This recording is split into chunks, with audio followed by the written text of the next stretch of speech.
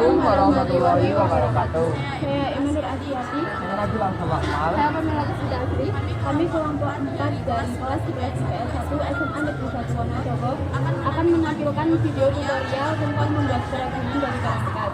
Kerajinan yang akan kita tampilkan yaitu dompet dari kardus bekas lilin. Nah, kalian pasti punya kertas kardus lilin kan?